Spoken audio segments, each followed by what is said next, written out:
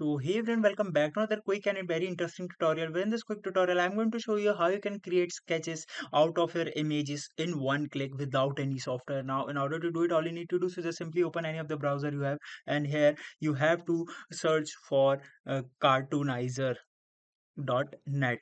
Just simply go to this option, and here it will you need to click on this option which says upload photo. It's free.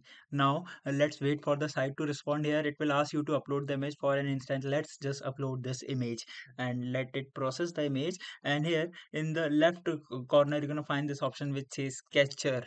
Just simply tap over there, and here you're going to find multiple options for the sketches that you can use. Let's just select any of them, and it may take some time depending upon the site rate, and it will convert your image into a sketch. Let's just wait for it to respond.